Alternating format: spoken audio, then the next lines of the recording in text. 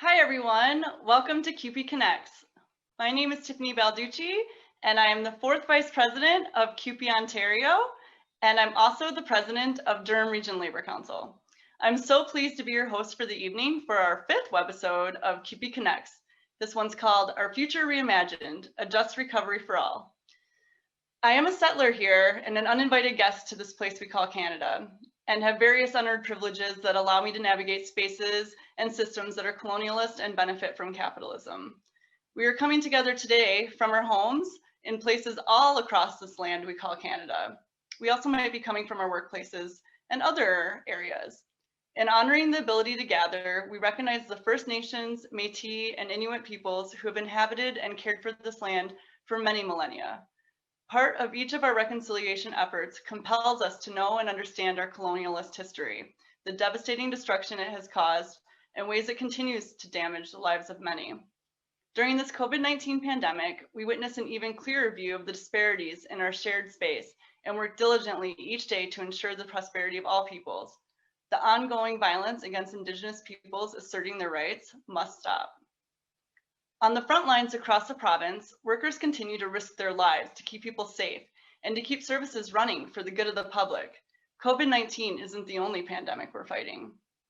From our workplaces to our homes to our schools, workers are under attack. In a time we need to invest in our public services, we are facing austerity measures from the Ford government and an agenda of privatization that will leave young workers further and further behind. But the path to recovery does not have to be this way. We know that in order for there to be economic recovery, we need to center our most marginalized communities. We need to eliminate the discriminatory student minimum wage and ensure all workers are making a living wage. We need paid sick days for all to keep workers in our communities safe from the spread of disease. We need a fully funded education system from kindergarten to post-secondary education. We need more accessible housing to protect our vulnerable populations who are already at some of the highest risks of contracting COVID-19. We need environmental justice, immigration status for all, and equity for Black, Indigenous, racialized people, women, and 2S LGBTQ+ people.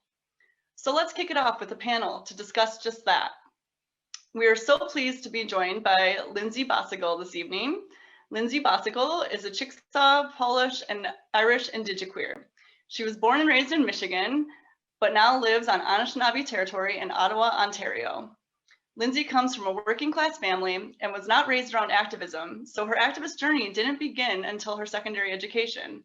Attending a primarily white Catholic institution presented itself with many opportunities to work against conservative values, and through this, Lindsay became an outspoken advocate for the rights of structurally oppressed groups. Following her graduation, Lindsay then earned a master's in gender, globalization, and rights from the University of Ireland, Galway. Her final thesis explored the intersections between gender-based environmental violence, Indigenous women, colonialism, and human rights. Lindsay then moved to so-called Canada, beginning work as the communications coordinator at Patuit Inuit Women of Canada and becoming heavily involved with the climate justice movement. She is now the communications director at Indigenous Climate Action. We're also very excited to be joined by Alina Schriebel from Migrant Students United. Alina Schriebel is a migrant student from Poland.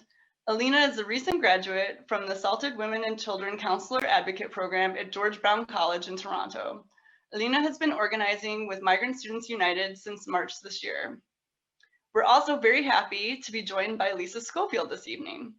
Lisa Schofield is currently an organizer with the Canadian Union of Postal Workers on the Foodsters United Gig Workers campaign, and previously an elected organizer with Ontario Coalition Against Poverty on the Raise the Rates campaign to raise social assistance rates in Ontario, as well as campaigns to win shelter and housing in Toronto amidst an ongoing housing and homelessness crisis. Lisa grew up on social assistance in Ontario and became politicized as a teenager when Mike Harris cut welfare by 21.6%.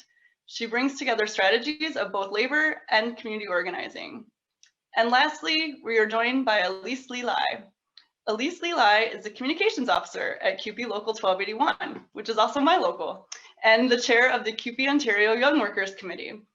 The Young Workers Committee has been busy organizing the Our Future Reimagined, which is a campaign that is geared towards a just recovery for all workers and communities during the COVID-19 pandemic. The Young Workers Committee is very excited to be part of the CUPE Connects web series tonight based on their campaign. So let's jump in. We've received many questions in advance for our panel, and surely we will not be able to address them all, but we have grouped them into themes to try to cover the salient issues. So I'm going to start with you, Lindsay. We continue to see terrorism against Indigenous people across this land we call Canada. Colonialist structures play a huge role in what the future holds for climate action and justice. Can you tell me more about the action your group inspires, sovereignty, and stewardship? Thanks, Tiffany, and yeah, thanks everyone for this panel and for the organization of this, to all the folks in CUPE Ontario. Before I get into anything, I just want to take a second to recognize that there was the verdict today in the Abdir Rahman Abdi case, and so just recognizing that there's that space as well, and yeah, just how important it is for all of us, and in my work as an Indigenous activist and as part of Indigenous climate action, how important it is to show solidarity with all of our oppressed relatives everywhere, so including our Black relatives and their fights against police brutality. So just want to make space for that as well. In terms of, Indigenous climate action, just so if folks don't know who we are, we're the only Indigenous-led climate justice organization in so-called Canada. We do work across the country, really, and our work is kind of in 5 different pathways, as we like to call it. So we have supporting Indigenous sovereignty, resources and tools, so creating resources and tools for our community members, amplifying voices, through communication, social media, different things, webinars as well, gatherings, which is a bit of a moot point right now during COVID. And then just recently we added a healing justice pathway as well. So recognizing that this work does take so much energy, and it can be a real strain, both emotionally and spiritually and mentally, but also physically as well. There can be a lot of effects on our bodies in doing this kind of work, and especially for frontline folks. So that's something that we've also kind of brought in lately as kind of an overarching, kind of an overarching lens to our work. And so a lot of our work in terms of the just transition that we're talking about on this webinar is definitely how do we move away from extractive industries. So recognizing the importance of extractive industries for many communities and many folks, just in terms of from an economic standpoint. And so kind of how is it that we move beyond that? So how do we kind of hold that space and recognize that truth, but at the same time recognizing that we need to move away from the extractive industry because of the damage that it does to the earth and to the waters and to people as well, not just Indigenous folks, but people everywhere, and how that's also really necessary for us to fight against climate change as well. So for us, when we're thinking about just transition at Indigenous climate action, we're thinking not only about healing ourselves, but healing our communities and what the extractive industry has really done to our communities. So, that does mean things like retraining for industries that are greener, that are not as destructive. But then also even things like food sovereignty is incredibly important as well. Shelter, clean water, good work, all of these different things. So kind of just a recognition of Indigenous laws and governance, and our traditional knowledge, and how also our traditional knowledge can really be intersected with more mainstream or Eurocentric, however you want to term it, knowledge as well. So for the most part, really all the solutions that we hold up in terms of just transition are things that come from the grassroots. So there are things like energy independence, such as like microgrids, wind farms. There are some communities who also use run of the river, which is a small scale hydro operation. Food and water independence, thinking of things like hunting rights. There's the moose moratorium that was recently happening with the Anishinaabe, which folks might know about. Also, of course, the Mi'kmaq right now in Digby, the lobster wars. things like land use knowledge. So controlled burning is something that a lot of folks have been talking about lately because of the wildfires out west. So yeah, just kind of thinking as to how folks can take it not only for Indigenous communities, but beyond as well, you know, these solutions that we have and what are ways in which that we can recognize those things and uplift them. And so in our work at ICA, we're putting together an Indigenous Worldview Climate Change Toolkit. Probably change the name because that's a mouthful. But basically it's going to be kind of a primer that will allow folks to train up their communities around not only what climate change is, but some of the solutions to it as well. So really uplifting some of those grassroots solutions that I was just talking about. And my colleague Melina as well is very much involved in the just transition conversation, Melina Labacon Massimo. She also has a solar energy company called Sacred Earth Solar, and also had a TV series on APTN called Power to the People, which really uplifted a lot of these solutions as well. So very much recommend for folks to look into that as some of these examples as well. Yeah, and I think that's where I'll end for now. I suppose just in general, it's just, yeah, uplifting solutions from the grassroots and finding ways to integrate Indigenous traditional knowledge and kind of this more mainstream Eurocentric knowledge as well. Thank you. Wow, thanks so much, Lindsay, for such important information and a lot of information in a short amount of time. So thank you so much for that. We're going to move on to Alina. Alina, we've heard a lot of empty promises to migrant workers and students who have been hit particularly hard during this ongoing pandemic. What can you share with us about these experiences and organizing for a better future? Thank you so much, Tiffany, for this question. And I think what I would like to make very clear first is that pandemic didn't really change completely our situation. We were always in a very tough situation here in this country. This pandemic just clearly shows what was known before, and that is that we are really, as migrant workers here, second-class citizens. Current immigration system in Canada allows a situation that as migrant workers coming in on temporary visas, we just don't have access to full rights and access to services, and that literally makes us risk our lives. And this pandemic and current situation just proves that we need what we've been talking for so long, that the only real solution for everyone is full immigration status for all on arrival, and there's no other just solution and no other way to recovery other than this. I think the situation that we are in at the moment really shows that we cannot have a system in which we come here and we work here, we risk our lives and health, but at the same time, we don't know if we will be allowed to stay. We are not able to reunite with our families.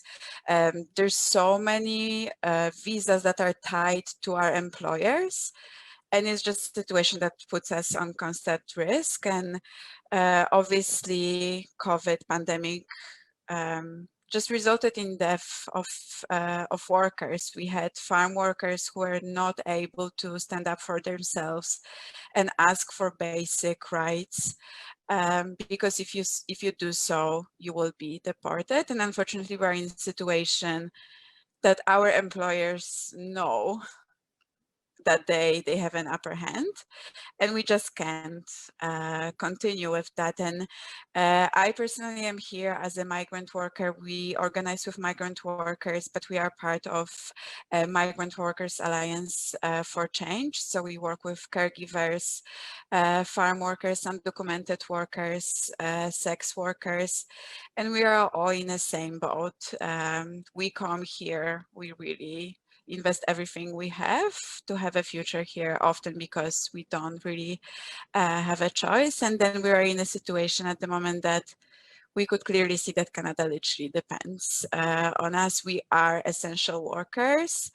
We work in warehouses, we work in supermarkets, we take care of this country. So if we are to talk about just recovery, you cannot ignore people who literally carried this country through this pandemic and let people have their food on their tables and everything that we really provide for everyone. So as I was saying, the full immigration status for all is the only one way to do it. And I just really want to say that as far as our community really struggled during this pandemic, it can feel very heavy. I also want to make sure that we have real momentum in our movement, and we can really hear migrant stories being elevated. So I just want to also concentrate on that. We won't be ignored anymore. There's so many brave workers who risk literally everything to stand up for our rights. And we ask for status for all, and I do believe we will get it because there's no other solution, I think, for us and for Canada as well. Thank you.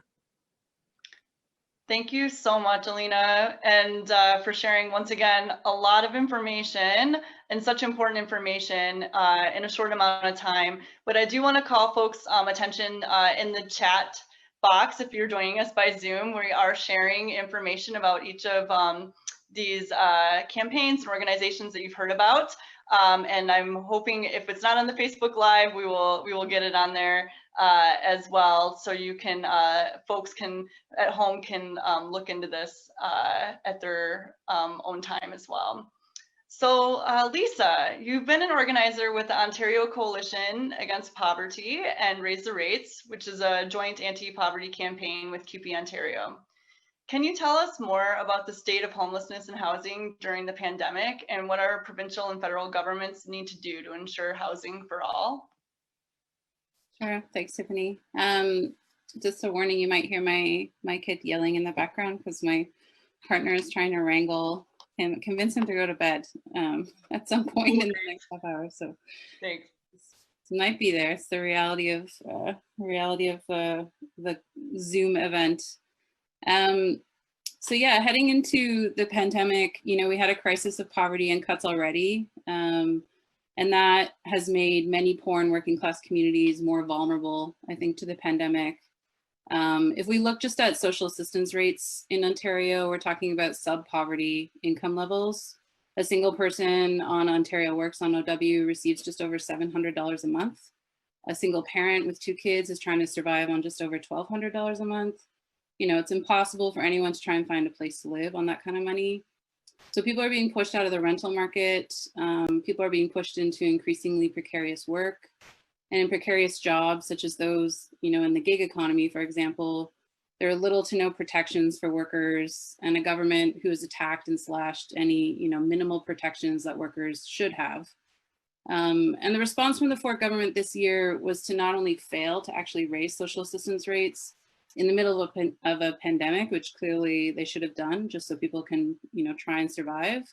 But a few weeks ago, they actually announced instead a, modernization overhaul of the social assistance system to look for efficiencies, which looks to me an awful lot like pushing people out, and is really familiar language, I think, to many of us who fought Mike Harris or, have fought privatization battles in various forms. It's a pretty scary language in my mind on talking about social assistance. And in cities like Toronto, the cost of rent is already unbearable. The average cost of a 1-bedroom apartment is somewhere in the realm of $2,000 a month for just a 1-bedroom. All levels of government have failed to build adequate affordable housing or even try to control the rising cost of rents. So in homeless shelters in Toronto, they've been operating at unsafe, overcrowded levels for years, just packed to the brim, overcrowded for years and years. So when you bring that forward, when the pandemic hit, these overlapping issues compounded and really exploded. And in the spring, as COVID transmission rates were going up, OCAP and many others started to demand that the hotels, the empty hotels, be converted to housing, emergency housing, because the conditions in the shelters really meant that it was a perfect storm for COVID transmission, and cases began to rise with outbreaks in the shelters pretty early on. We heard about outbreaks in the shelters, and people were left with no choice but to camp out in the parks and ravines to try and keep themselves safer.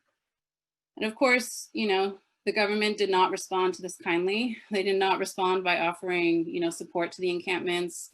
Rather, they criminalized, you know, those sleeping in the parks, sent enforcement officers to try and clear them out. It was only through the continuous organizing by Encampment Support Network and allies that they were able to push back on the city. And there was a legal case, it's still ongoing, the legal case to try and stop the encampment evictions and demand the city offer real housing alternatives. At the same time, unfortunately, we're seeing an overdose deaths have skyrocketed, especially in Toronto. And so as services were shut down and people are struggling more than ever with housing and income, we should have seen an increase in harm reduction supports on the ground, but of course we didn't. And so overdose deaths have doubled actually since last year. So we have an overdose pandemic, you know, colliding with a COVID pandemic happening at the same time, and it's brutal.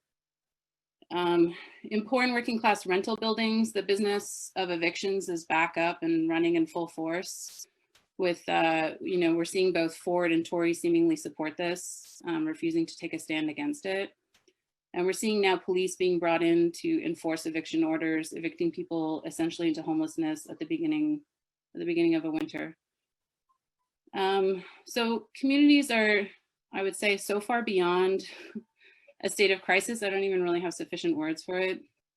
It feels like entire communities are sort of being left in, you know, deflating lifeboats. And as we enter into the second wave of the pandemic, I just, you know, what does that mean? What does that mean for people getting sick? What does it mean for giving people a chance to survive? It's heartbreaking and really terrifying, I think, as we move forward. But at the same time, you know, I think we're also seeing incredible amounts of resistance and incredible amounts of organizing in poor communities across the province, especially here in Toronto. Encampments that have been built from scratch, elaborate support networks to bring in food and supplies where the city failed to do so. Neighborhood committees organized to resist evictions, and, you know, with organizations like Parkdale Organize and People's Defense. But when we talk about, you know, what the provincial, federal, and municipal governments need to do, it's urgent, you know, now more than ever. And we need, you know, it's not rocket science, I think. You know, we need housing opened up for the homeless. We need the city expropriate properties and convert it to rapid housing immediately. We need an end to evictions, a moratorium on all COVID evictions provincially, period. We need an immediate increase in all incomes and social assistance rates, in minimum wage, an end to kind of the punitive language we've heard around, you know, the scammers, the cheats, whatever, around CRB and CERB. I think, you know, what Alina was talking about too, we need to open up access to those benefits to people without a social insurance number. There's refugee claimants I know who are stuck in the immigration systems because it's so slow. They're not able to get their work permits renewed, their SIN is expired, and so they're stuck in literally with no income at all whatsoever, and many people are being forced out onto the streets. And I think we need the government to take seriously the overdose crisis and declare a health emergency to deal with the overdose crisis. And we need a level of coordination and resources on the ground right now that only declaring an emergency would bring. So they're just some of the things I know I'm hearing out of the different communities that are organizing. But I just, you know, I'd also put it back to us. Like, if we're putting forward demands to the government, how are we getting organized? Because I feel like we can only win when we back up those demands with really serious organizing and refuse to let the crisis go on as it is. And I think that's the challenge that we, all of us, need to urgently meet. So thanks so much. Thank you so much, Lisa. Some very poignant questions and statistics and information with, you know, some real indications of solutions there too. So really appreciate you for putting that together for us. Moving on to Elise now. In 2018, the Ford government made significant changes in labor reform. This included the minimum wage, paid sick days, and more. So tell us, what are some changes that the Young Workers Committee would like to see to the Employment Standards Act to ensure a just recovery? Thanks for this question, Tiffany. And on behalf of the CUPE Ontario Young Workers Committee, I just wanted to thank all the panelists for joining us today. One of the major labor reforms young workers want to see is an increase in the minimum wage and the elimination of sub-minimum wages that impacts students, liquor servers, migrant farm workers, and more. The current minimum wage is at poverty level. People are working 40 hours a week and are still having a difficult time affording rent, transportation, food, tuition, childcare, and more. The minimum wage should be a living wage. In October 2018, the Ford government repealed provisions of Bill 148 and introduced Bill 47, the Making Ontario Open for Business Act. Bill 47 took away our $15 minimum wage, paid sick days, fair scheduling, and more. The Ford government repealing these provisions was an attack on workers. According to the Fight for 15 and Fairness campaign and the Wellesley Institute, women, newcomers, and BIPOC workers are overrepresented among minimum wage earners. This is racial and gender inequality at its finest. And throughout this pandemic, we've seen how essential these minimum wage workers are in keeping our communities running strong. An increase of the minimum wage benefits workers of all ages, but it's also beneficial for economic growth because when workers are making more money, they're able to spend that money and put it back into our communities. We need to fight back against government cuts and push for a living wage for all workers. We also need to hold millionaires and billionaires like Galen Weston from Loblaws, Jeff Bezos from Amazon, and other capitalists from exploiting workers and demand that they pay their workers a fair wage. Among a higher minimum wage, young workers also want to see paid sick days that are permanent, employer paid, and legislated through the Employment Standards Act. Young workers also want to see fair scheduling and have job security. One last thing I wanted to mention to folks was something that I saw on social media a few weeks ago, and it was talking about Suicide Prevention Month and how suicide prevention means a just recovery for all. And I think that really ties in everything that folks here today were talking about. So that includes an increase of the minimum wage, paid sick days, affordable housing, status for all, climate justice, and racial justice. Thank you so much, Elise, for sharing these thoughts and compiling all that information in a format that is easy to digest all at once, which isn't easy to do. So thank you so much for that, Elise. So now we're going to move on to a section where I'll pose a question for all of our panelists to answer. So you've all brought great insight into what our future reimagined can be. But do you think that this future is feasible? Often we hear from the naysayers out there, how can we afford this recovery that we're all proposing? So what would you have to say to that? Lindsay, let's start with you. Yeah, just even from what everyone is saying, it definitely feels like it's almost how can we not afford to do it? Yeah, it's definitely very sobering to hear from folks from different sectors as to all the issues that have happened as a result of the pandemic. Not that those issues weren't in place already, but just how much they've been exacerbated as a result of the pandemic. I'm not a policy person and by no means a government relations expert. I think definitely to Elise's point, taxation is a huge thing. Particularly as someone coming from the US, definitely see that very, very prominently, the need for better taxation, definitely. But I think as well, just and something that Lisa, I think you were also kind of alluding to is also just community care, really. Really thinking of what is it that we can do within our own communities to kind of mimic what we want to see in the world. So even for Indigenous Climate Action, for example, we went down to a 4-day work week starting basically almost when the pandemic started, just to recognize that it is such a strain on folks in terms of mental health, in terms of childcare, caring for other family members. And so I think for us, that was really a way of recognizing that we see, these structures of capitalism and colonialism. And so during this pandemic time when so many folks are being, forced to work, regardless of the mental health strain, We want to really work against that, even within our, within our own organization as well. And so I think in a lot of cases, it's also down to communities, organizations, collectives, whatnot, to also really just kind of showcase the solutions in our own work that we're doing also. Thanks so much for that, Lindsay. Alina, what about you on this question? Big question. Yeah, it's a big question, but I couldn't agree more with Lindsay. I don't think it's a question how can we afford it, but how can we continue like that? I think current crisis clearly shows that we cannot continue living in a system that was intentionally built to take advantage of certain groups and steal resources from groups, destroy environment, destroy mental health of people, and continue and pretend that everything is okay.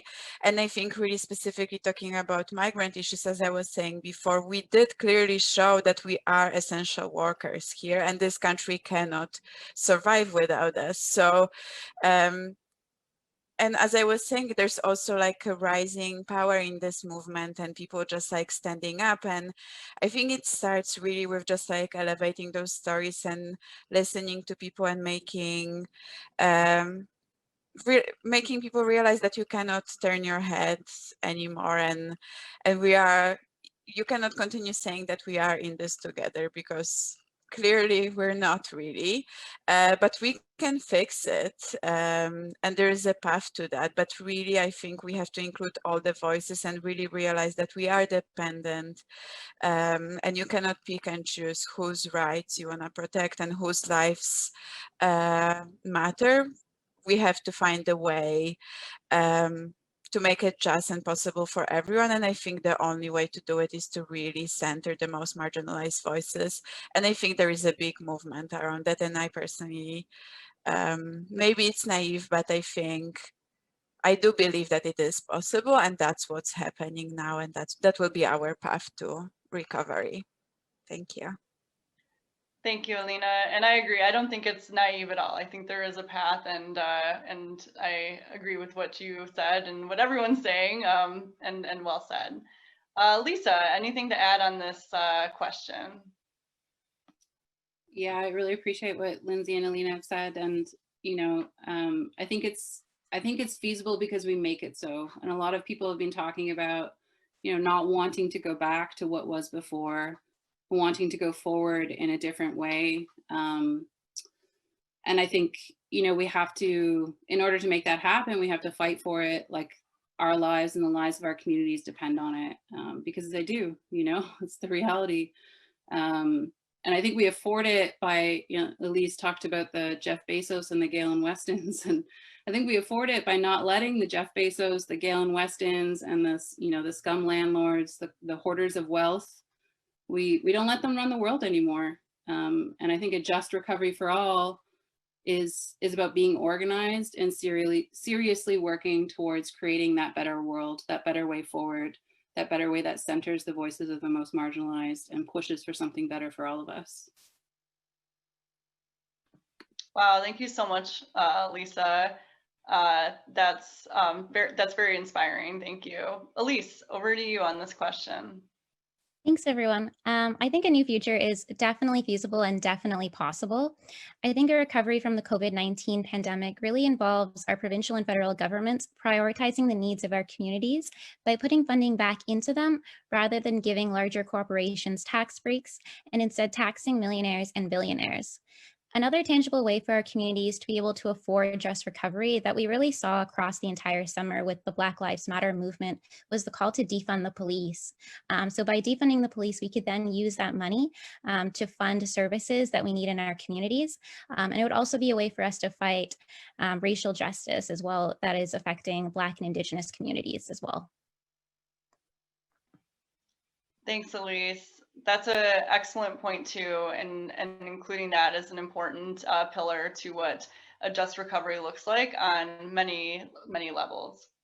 So I'm hearing that, we're hearing many people say that, they want to get back to, business as usual, but we know that business as usual was never that great for a lot of people, and that we can see a better world, and everyone has just given examples on how that's possible. So thank you.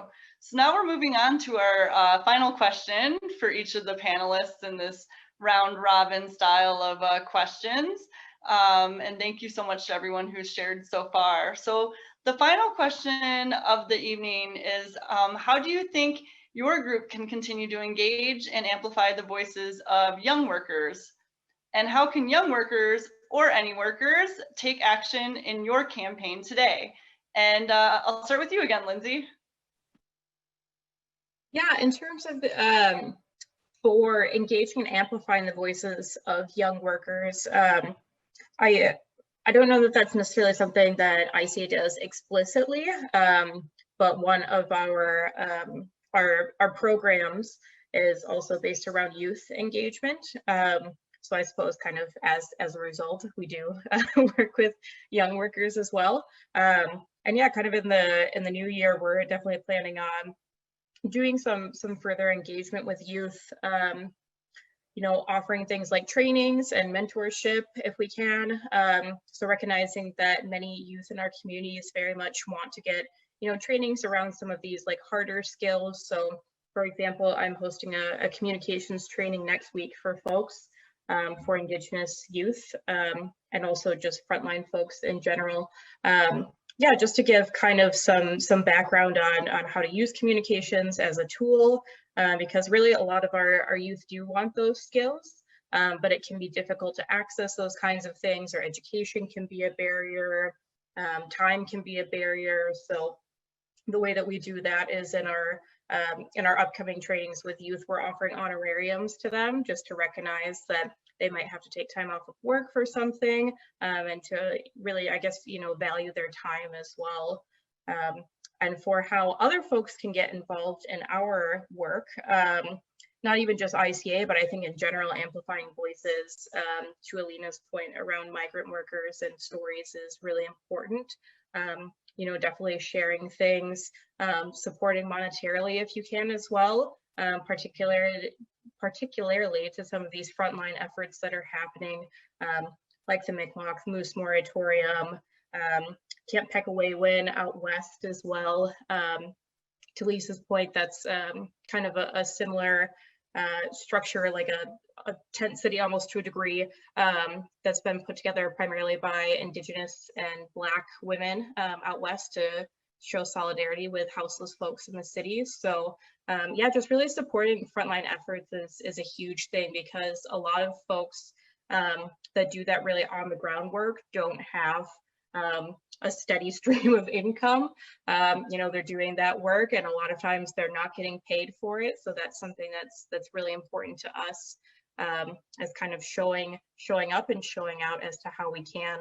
And I think to that point as well, just showing up for things that happen on the ground. So things like rallies that are happening, these solidarity rallies for multiple different things going on, is also just really important to keep putting pressure on these systems that we're talking about.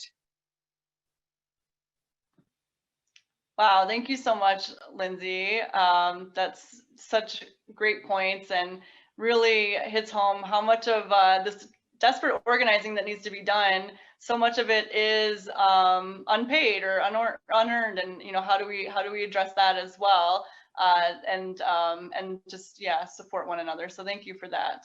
Alina, over to you. I was actually really happy when you asked this question, because I think in our organizing, the stories and voices of workers are so important, and that's what we really concentrate on. Really, all the organizing is organized and led by workers and students. It is challenging sometimes, because I think dealing with immigration issues, we often deal with a lot of fear. Going back to my point about lacking the status for all, we are in a very precarious situation. It can be very intimidating and just scary to share any stories. And there's a lot of workers who have so much to share and have so much to give, but they just as I said, we invested everything we have to come here, and then we meet so much injustice and there's so much fear around just like standing up and just like simply sharing those stories. And I think for us, one of the solutions is really in numbers. I think once, and I can say for myself, when I first kind of got involved, I was just terrified. I literally was like imagining immigration officials like Googling me and seeing what I say. But if there's 1,000 stories, they won't be like physically to do it. So for us, it's so important to just create those spaces, really educate people. Part of our work is also organizing webinars and information sessions to really explain what are your rights and but also inform people what can be consequences, and then allowing people to really lead their way through this organizing. And I think for people who would be interested in sharing it, in kind of supporting us, it's really listening to those stories and kind of helping us disrupt this narrative that Canada is this amazing country and we should be just grateful immigrants and just be quiet, because it's not. And I think once people will start realize how our reality looks like, it will really makes us more powerful. So you just listen to our stories and share them. I think our petition was shared before. I think it's such a great way to start getting involved. And also for our workers, sometimes it's the least we can do because our comfort and our fear, and that's enough, because those voices also matter. You can call your representatives and stand with us and ask for status for all. And actually, we also have one in-person action coming up in Toronto on Sunday. If anyone is available and comfortable, we will be in front of IRCC office on Sunday at 2 p.m. with other migrant students, and our information about this event is on our Facebook. So yeah, you can just show up and listen to us and stand with us. Thank you. Thanks. Yes, that would be a great opportunity if folks are able to attend to hear the voices that need to be heard and should be heard. And I know when it comes to representing workers that are protected by a union, they're afraid quite often to come forward. And then that you see that, you know, so much greater for folks that have don't have a union to protect them in that way. And there is a lot of maple washing that happens about how great Canada is, and there are a lot of dirty secrets that we are talking about now. So thank you for that. Lisa, over to you. Yeah, I think in the labor movement, I've often heard the phrase, a rising tide lifts all boats. I think that's how we need to look at sort of the interconnectedness of income supports and wages. And there's a spotlight really right now on the social safety net and the necessity of even having a social safety net. And social assistance is very much part of that. And I think it's, you know, young workers who are the most impacted by the downward pressure on wages and cuts to social programs and lack of labor laws that apply to, say, the gig economy or independent contractors, as I've seen. And it's young workers who are often super precariously housed too, right? And will face eviction in the course of this pandemic. And in the immediate, I would say, you know, workers can support campaigns to stop evictions wherever you are, get organized, and join campaigns to stop evictions. Support your neighbors, your members who are on the verge of homelessness or are already in shelters or encampments. And I'm going to plug in action also, like Alina, like there's an Ontario Coalition Against Poverty action coming up this Saturday up the street from the Moss Park homeless encampment.